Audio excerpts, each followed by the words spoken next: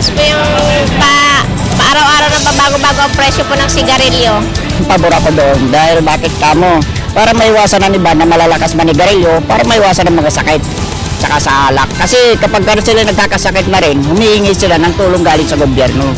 Imbis ng pundo na nga nagagaling sa gobyerno, sa iba na lang ibigay. Depende kasi sa tao. Depende sa mga iniinom yan.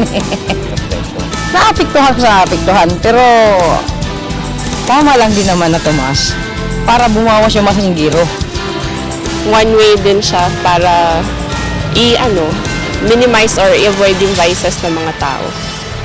And yun. Provided na yung pagtaas ng tax na yun, mapupunta siya talaga for the benefit ng health services ng ibang tao.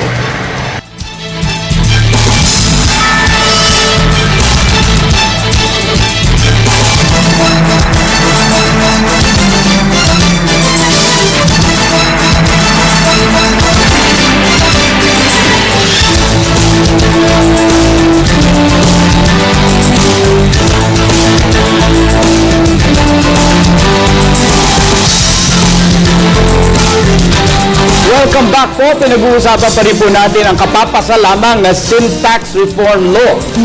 At alam po namin na marami sa inyong sa aming mga manonood ang gustong makisali sa talakayan namin. Kaya meron po kaming email addresses, Twitter at FB page na pwede ninyong padalhan ng inyong mga tanong at komento tungkol sa aming tinatalakay nga ngayon, ang Sin Tax Law. At syempre, ang may hawak ng ating mga kopya ng mga katanungan mula sa inyo ay ang ating kasama si Kirby. Kirby! Alright, pero bago yan, Atty. Mark, balik muna tayo. Studio guest natin, ano? May katanungan si Robert Cortez. Robert? Magandang gabi po sa inyong lahat. Bakit po ba napakalaking issue ng paninigarilyo at pag-inom ng alak sa marami sa atin? Tanungin natin si Yusek ng DOH, bakit nga po ba malaking issue ito sa ating mga kababayan? Ipaliwanag ko sa ating mga kabataan, ang top 4 killers ng ating bansa, number 1, heart attack, number 2, stroke, number 3, cancer, at number 4, yung mga trauma o aksidente. Lahat nito apektado nung dalawa, nung paninigarilyo at alcohol intake. Yung heart attack, ang karamihan ng nagkaka-heart attack, naninigarilyo. And nalaman na pag meron tayong mga factor na mababago, yung namamana na sakit na inaatake sa puso, hindi natin mababago yon. Pero yung paninigarilyo, pwede mong ihinto yun at hindi ka na magka-atake sa puso at mamatay ng maaga. Ganon din yun sa stroke. So, bakit tayo nagpasa ng batas na sin tax? Para tulungan yung ating mamamayan na maging mas malusog, maiwasan yung mga masasamang bisyo na nagpapaigsi ng buhay nila. So, ganun din yung sa alak, ang nakikita namin, sa alak, maraming mga violence na napapanood tayo sa news, yung mga crime, yung mga aksidente sa kalye, lahat nito is affected by yung tinatawag na hazardous drinking, yung sobrang pag-inom ng alak. Kasi meron namang tinatawag na sociable drinking na tama lang at makakatulong sa iyong kalusugan. May mga ibang studies na gano'n. Pero pag sumobra, ayan na, ginugulpi yung asawa o pumapatay ng tao, naaaksidente sa ating mga daan. So kaya ito ay napakalaking bagay kasi gusto nating ibaba yung mga taong namamatay ng maaga. Yun yung kaya yung sin tax ay isang health tax as well as a revenue tax, as a revenue bill. Edward Cecilio. Good evening po. Gusto ko pong malaman na kung ano po ang pagkakaiba ng e-cigarette sa totoong sigarilyo at may malaki rin po ba itong epekto? Ayun, e-cigarettes. Pareho yung e-cigarette. Ang iniba mo lang doon yung vehicle na kung saan dinadaan yung mga noxious substances. So yung electronic cigarette, ganun din yon. Pinalilipat nila from the regular lighted cigarette to an electronic delivery device. So makukuha mo rin yun. Basta may smoke, may something masama sa kalusugan mo. So it will still affect your lungs. So to us, sa health, pareho ang tingin namin dyan. Habit forming at it emits smoke talagang. Meron isang sinasabi, wala daw smoke. But it's the same thing. Kasi nga, whatever you use doon, yung vehicle lang na ginamit. Whether rolled paper or... Kasi dito pa rin sa pagbibigay halaga dito sa health cost. Commissioner Kim, lagi naririnig na ating mga kababayan yung cost nitong pagkakasakit ng ating mga kababayan. Pero iniisip na marami, hindi naman ang gobyerno nagbabayad ng aming bill, kami naman. Ipaliwanag nga kung ano yung burden on government kung nagkakasakit yung kanyang citizens. Alam nyo, totoo na kung may kaya kayo, yung burden most probably doon sa may kaya, no? Pero may epekto yun sa gobyerno kasi kung hindi ka productive, hindi kayo magko-contribute sa GDP ng bansa.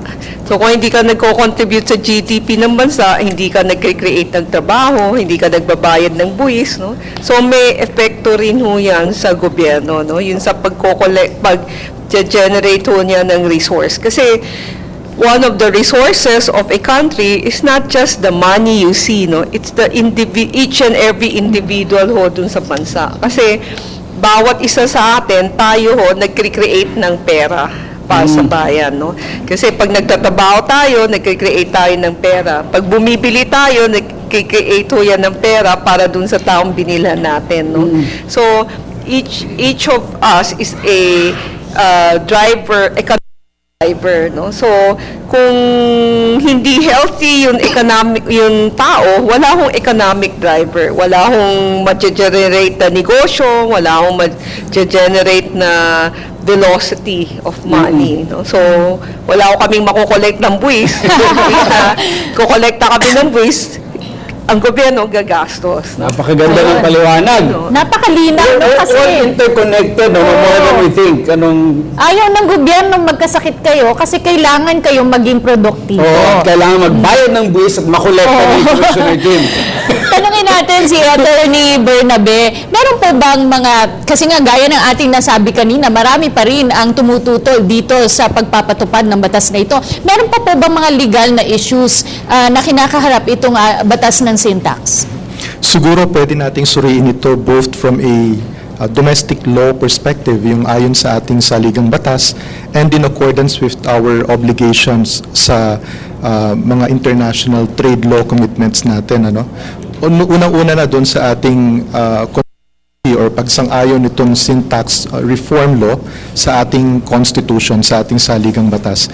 May mga bumabatikos na nagsasabing maaari raw na maaring violation ng sinasabing equal protection clause or principle ng Constitution, itong batas na ipinasa ng ating lehislatura. Sinasabi nila na para raw napapag-initan itong industriya ng tobacco at saka ng alcohol at napapatawan ng napakataas na buwis.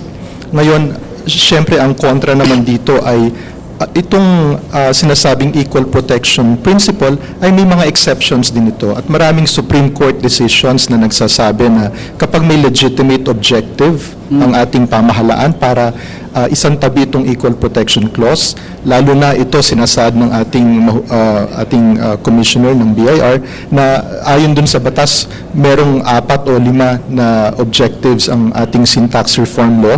Una-una nito yung pag-fund ng universal healthcare program, pangalawa yung pag-fund ng ating public clinics and hospitals, pangatlo yung pag-discourage ng smoke drinking para nga mas maging productive ang ating mga mamamayan, at pang-apat para humusay ang livelihood ng ating mga tobacco farmers, ano? By trying to encourage them to shift to other forms of livelihood. Ngayon, kung may mga ganitong legitimate objectives naman na nag-underlie doon sa ating sin tax reform law, maaring masabi natin na may legitimate objectives na justifying an exception from the equal protection clause. Ngayon, yung sa international law naman na Attorney Joey. Oo, kasi meron din tayong obligations sa ilalim ng World Trade Organization kung saan nababahagi ang Pilipinas, and noong 2011, kung hindi ako nagkakamali, merong desisyon actually ang appellate body, itong parang tumatayong Supreme Court ng World Trade Organization na namamahala sa mga reglamento tungkol sa pandaigdigang kalakalan, na nagsasabi na yung tax system ng Pilipinas for alcoholic beverages ay hindi consistent ating obligations sa international trade Bakit siya hindi consistent? Kasi sinasabing nagdi-discriminate yung ating tax system laban sa mga foreign or imported distilled spirits.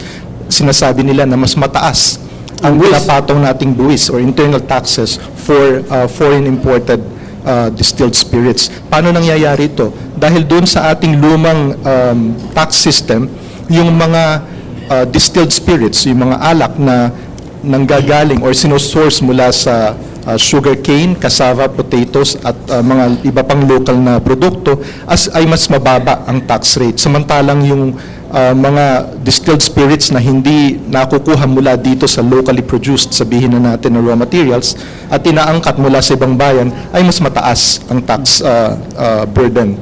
Ngayon, maraming kongresista, in fact, ang medyo nagkonsulta rin na nagtatanong, ito bang bagong sistema, itong sin tax reform, will it be consistent with the mandate under that WTO decision na sinasabing Pilipinas kailangan mong i-reforma ang system? Sa aking pananaw, dalawang bagay. Unang-una, tinanggal na natin yung distinction between saang raw material kinukuha ang ating distilled spirits. So wala nang discrimination ukol dito.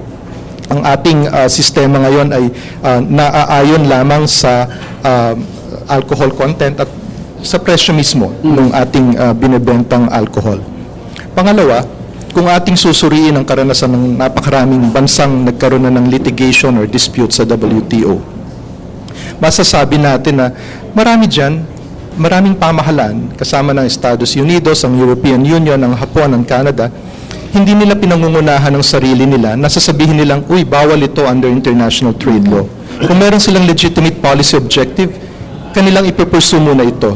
At hihintayin nila ang ibang bansa na i-challenge ito under international trade law. Maganda pala na correct pa nitong bagong sistema natin yung posibleng mga problema ng ating dating batas on these alcoholic beverages. Pero kalamihan nga, balikan yung isa sa malaking issue kasi, yung tinututulan dito ng ating mga kababayan, unang-una yung mga consumers tumututol dahil nga syempre magagastosan pa sila at yung mga negosyante rin. Balikan natin si Mr. Warren. Sabi mo, on the long run, medyo makakasama, hindi magandang epekto nito sa inyong negosyo dahil nga tataas ng tataas itong presyo ng mga alcoholic beverage. Ano po ang plano ninyo sa inyong negosyo? I think that's also where you have to be a bit creative about how you approach business. For me, this is something that we have to work through because it is the law, right? And so we're focused on being in that food and beverage industry where you have to deliver more than just, okay, pricing for a particular beverage or for cigarettes or for cigars. You have to offer them a good experience and you have to make them want to pay for it, right?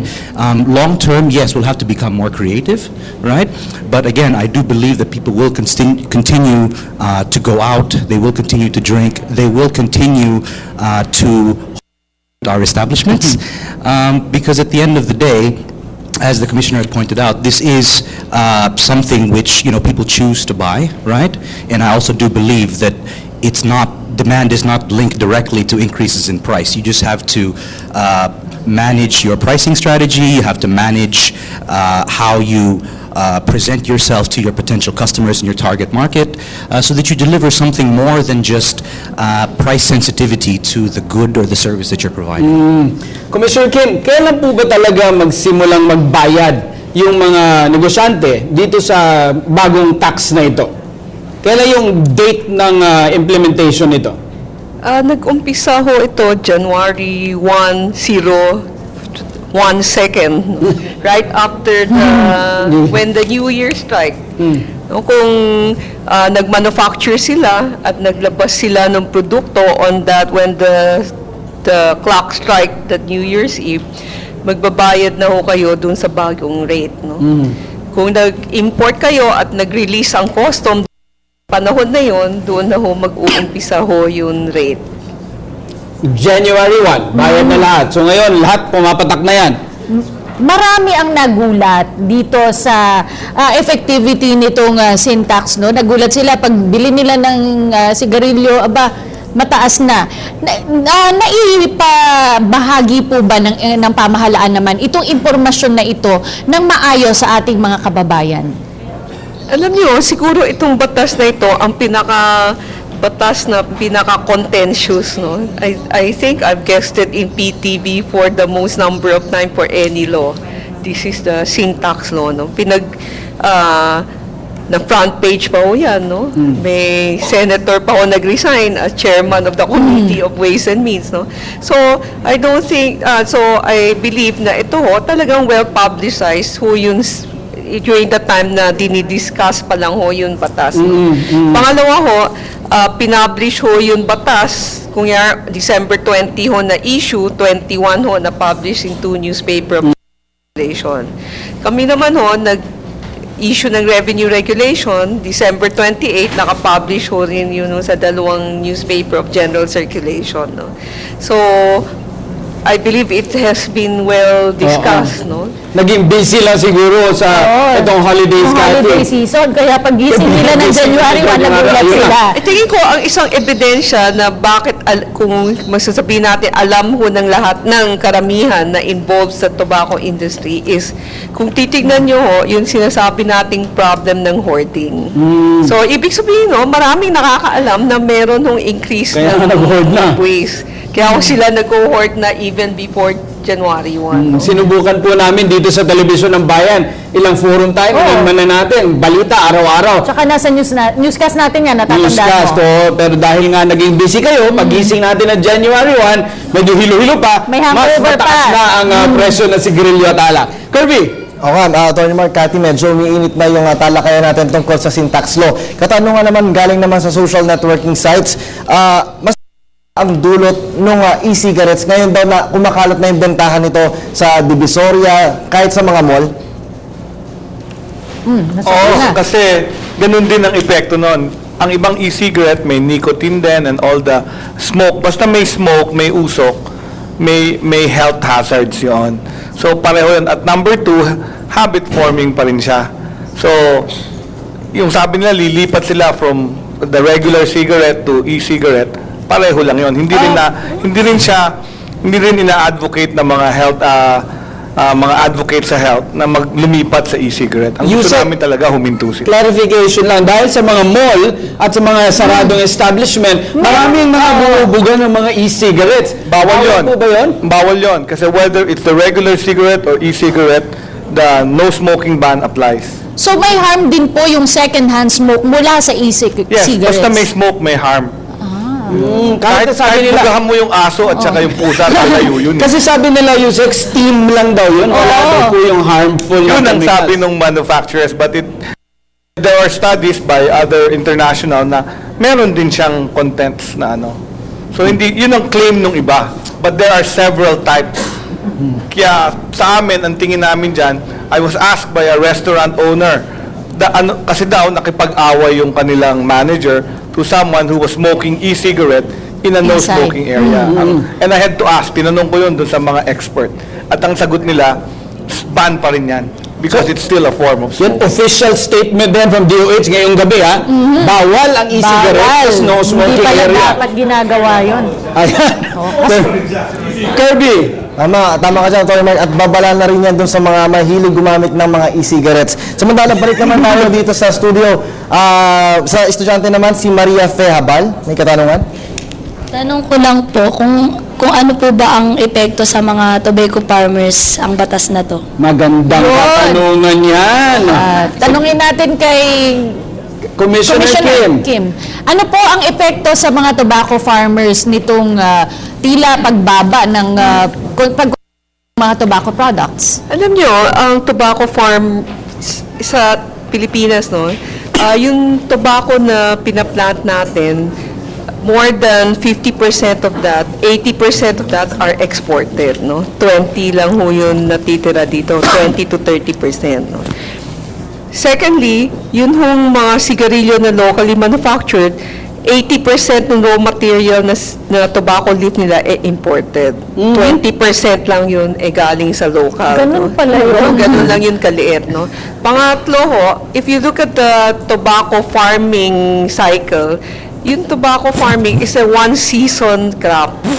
Na 1 season na 3 months. Minsan lang sa isang taon sila nagpa-plant ng tobacco.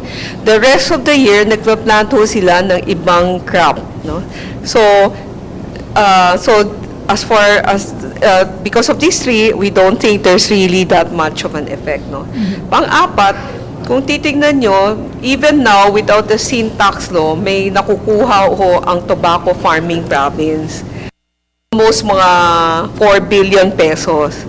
With the new law, madadagdagan pa ho, on top of the 4 billion, madadagdagan po ng 7 billion. 6 to 7 billion.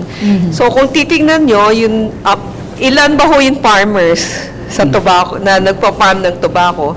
Mga 58,000 lang ho yan. No? So, kung tutusin mo, may ibang senator nagtatanong, bakit hindi na lang natin bigay sa kanila yung 7 billion, divide by 58,000, bawat isa. Diba? So, you will just see the magnitude of safety net that government has put for the tobacco growing province. So, Commissioner Kim, itong pinag-uusapang programa na kabahagi nitong sin tax law na i-implement, ano po yung programang ito? Nasabi niyong siguro kakabit ng 7 billion, anong mangyayari nga po kung hindi po i-distribute pa pera mismo? Yung 7 billion, kasi meron na hong dating law, yung Republic Act 7171, no? Nandun sa batas na yun, sinasabi na kailangan suportahan ng gobyerno yung pag-build ng, pagbibigay ng alternative livelihood program para dun sa tobacco farmer, no? Na mag-decide na or hindi na pwede mag-plant ng tobacco, no? Pangalawa, magprograma ng paluwagan sila ng pera, no? Or pangatlo, i-support yung project na gumawa ng post-harvest facility, no? Kasi isa sa mga problema ng tobacco leaves na na-produce sa Pilipinas, no, is yung quality.